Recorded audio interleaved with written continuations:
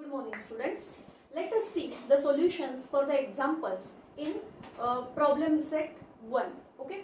So the 8th question, which is little bit lengthy, so I have already written it on the blackboard. Let us see now how to solve it. Okay. First pay attention towards the explanation and then only see what is written. Okay. So see here, you are given the information that PA perpendicular to AD, QB perpendicular to AD, RC perpendicular to AD and SD is perpendicular to AD.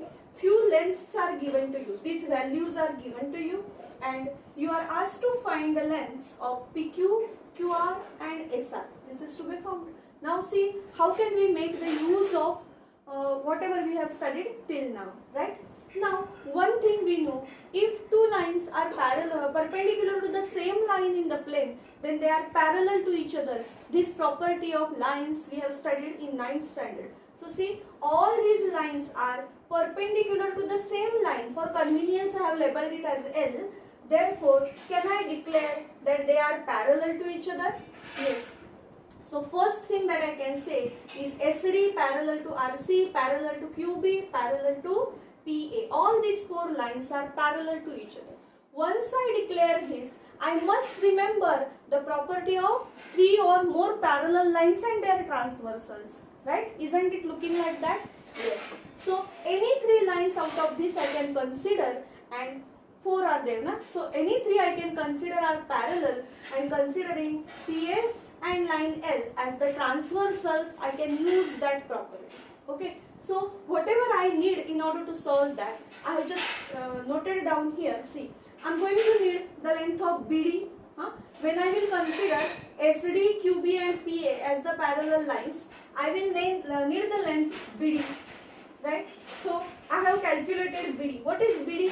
BD is DC plus BC. Okay? So I am going to get it as 150. Then what is AC? AC is 70 plus 60, that is 130. And what is AD? AD is 60 plus 70 plus 80, that is 210. All three are given to me. I can easily find them out. Okay. So all these things I will keep here with me. Now let us use the property of three or more parallel lines. See, can I say, see what is to be found? I want to find PQ. So I will begin with that. Can I say SQ upon BD? Just forget about this for some time. So these are the three parallel lines and this is their transversal. So may I say SQ upon PQ is equal to DB upon AB? Yes, I can. That's what I have written. But I don't know any length here. SR, RQ, PQ, I don't know. But I have been given one thing. I have been told the length of PS as 280, right? I can take help of that and see that. SQ upon PQ is equal to DB upon AB. I have written by property of three or more parallel lines, right?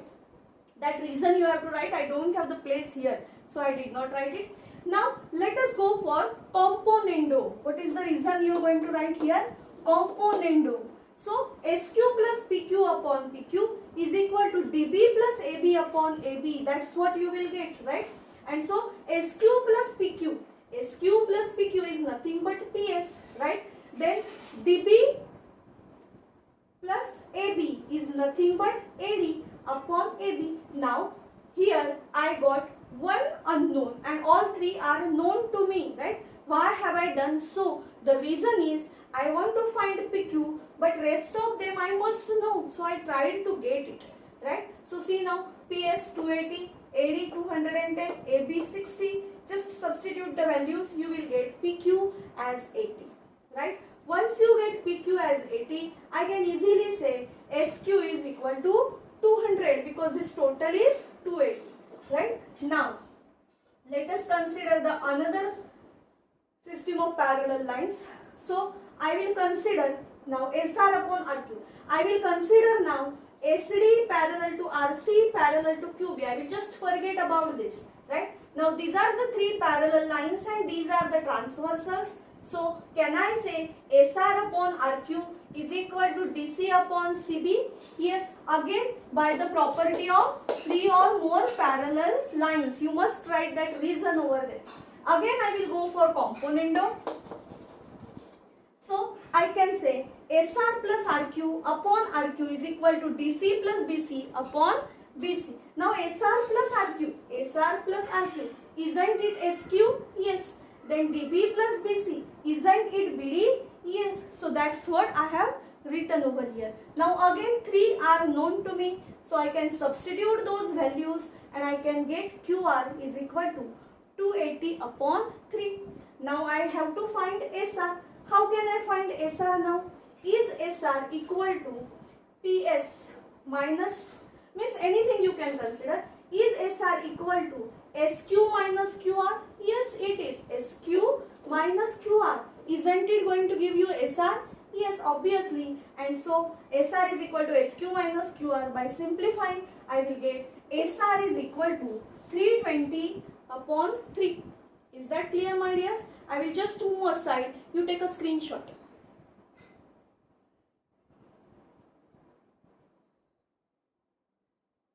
Okay. Now the last question, 13th question from problem set 1, which I had explained you yesterday before. Let me explain here so that you can observe it together. Okay. So let me go for that.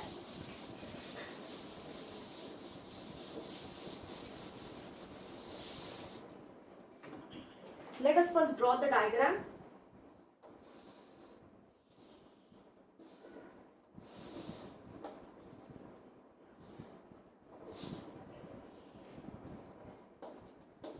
You are given here angle A is 90 degree. Then this is a square. GFED is a square. That is told to you. As it is a square, I will just mark this. Okay. I won't be writing the question. Question you can see from the textbook itself. Okay. And what is to be proved? You have to prove that DE square is equal to BD into EC.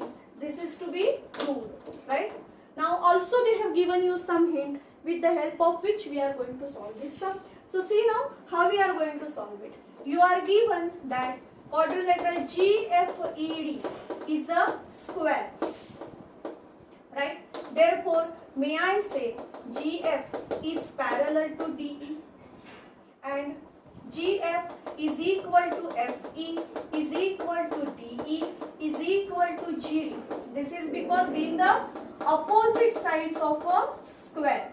Right? These are the opposite sides of a square and these are simply, I can say, sides of a square. So they are congruent to each other. That's what we know very well. Right? This is going to help us later. Now, as these two lines are parallel to each other, GF parallel to DE, therefore may I say GF parallel to BC? Yes, GF is also parallel to BC. As GF is parallel to BC, may I say angle AGF is congruent to angle ABD, ABC I can say. This angle will be congruent to this. Can I say AGF congruent to ABC? Secondly, I can say this angle congruent to this. Why? Why? Can anyone tell me the reason? Why are these angles congruent to each other?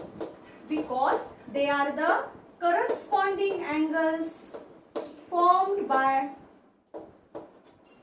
transversal intersecting two parallel lines. Am I right? This is what is very important to know.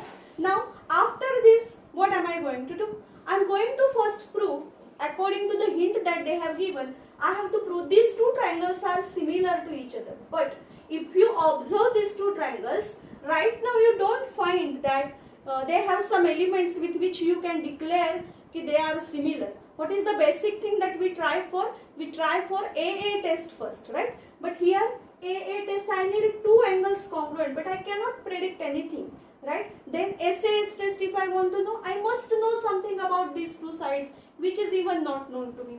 So directly I am unable to prove that these two triangles are similar. Then what am I going to do? I am going to take the help of this triangle formed at the top. So see how can I do it.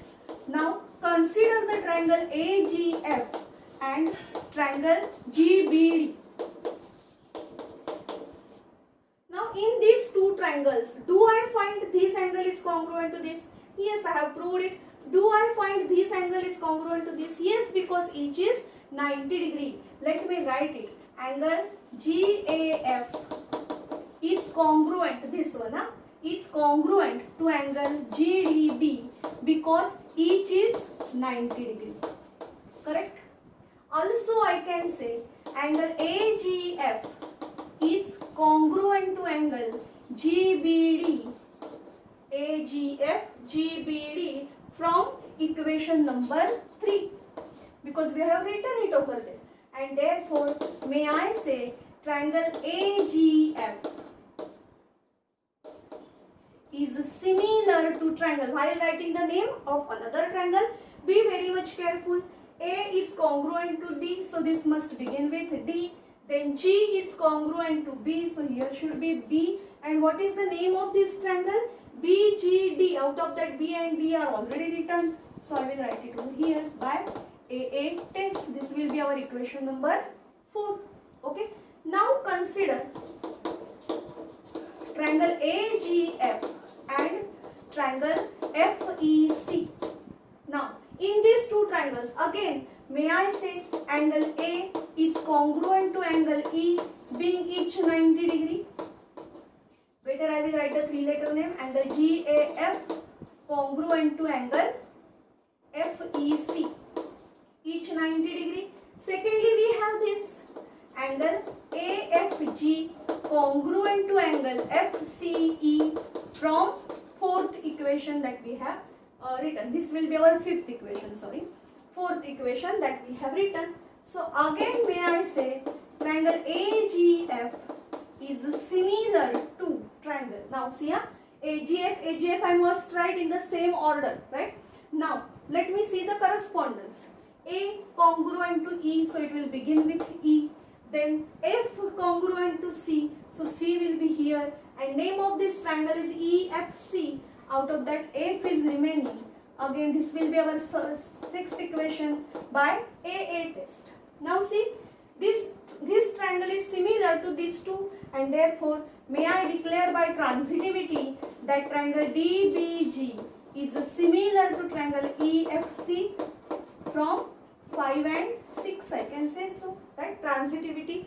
Okay. Now as these two triangles are similar, may I say DB upon EF is equal to BG upon FC.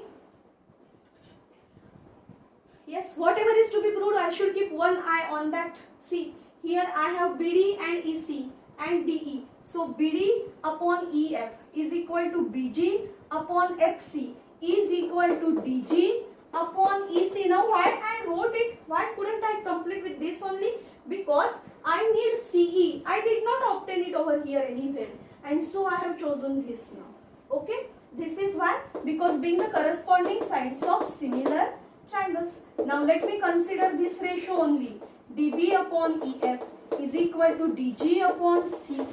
Okay. Now BD I got, CE I got, but DE is nowhere. So from where shall I get that DE? For that I will take the help of this equation number 2, where I have declared that all these are congruent to each other, being the sides of a square. So instead of DG I can substitute DE, and instead of EF also I can substitute DE, and therefore it will be DB upon DE is equal to DE upon CE. Why? Because all these sides are congruent. So इसके बदले भी मैं ये लिख सकती हूँ, इसके बदले भी मैं ये लिख सकती हूँ, और इसके बदले में भी मैं ये लिख सकती हूँ, because they all are congruent. And so I will get this just by cross multiplication. I will get the last step DE square is equal to DB into C. Is that clear? See the way I proved this triangle is similar to this, then I proved this triangle is similar to this. So by transitivity I got this triangle is similar to this. Then I used the concept of sides of square are congruent, all sides are congruent, and I got the required solution. Is that clear? Okay, thank you. Remaining sums I will explain in another video.